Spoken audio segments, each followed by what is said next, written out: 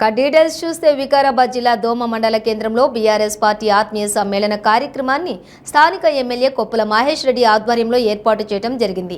ఈ కార్యక్రమంలోని మంత్రి మహేందర్ రెడ్డి, ఎంపీ రంజిత్ రెడ్డి పాల్గొన్నారు.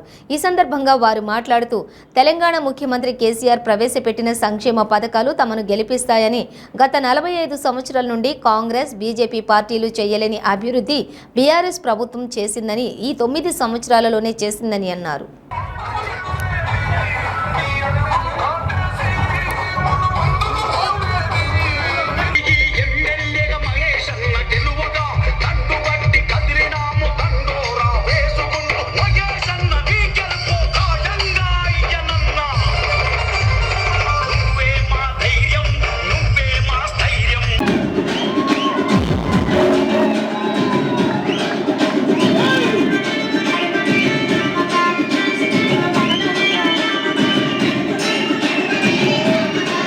తెలంగాణ రాష్ట్రం సాధించిన తర్వాత అభివృద్ధి కార్యక్రమాలు ఏ దేశంలో ఏ రాష్ట్రంలో లేనటువంటి విధంగా మరి అభివృద్ధి కార్యక్రమాలు తీసుకున్నాం.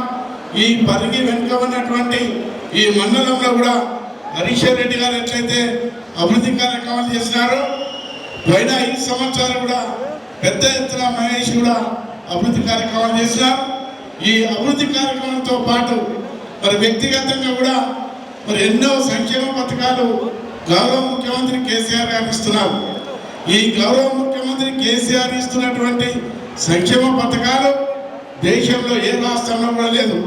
మన తెలంగాణ రాష్ట్రంలోనే ఇలా దళిత బంధు కానీ, బీసీ బంధు కానీ, ఇలా పెన్షన్లు కానీ, రైతులకు పెట్టుబడి ఇచ్చే కార్యక్రమం కానీ, ఇలా కర్ణాటక వాళ్ళందరూ వచ్చి ఇలా కొడంగల్లో ధర్నా చేస్తున్నారు. రేపు పరిగి వచ్చి ధర్నా చేస్తున్నారు. ఎందుకు చేస్తున్నారు? అక్కడ కాంగ్రెస్ ప్రభుత్వం ఉన్నది.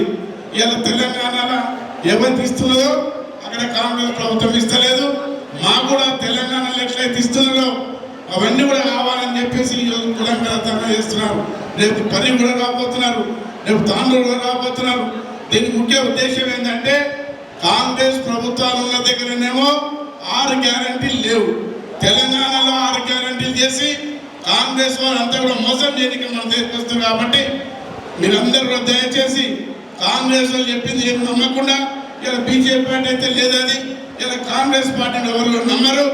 మీరు ఇంకా మనకు దగ్గర పడ్డే 35 రోజులు ఉన్నాయి.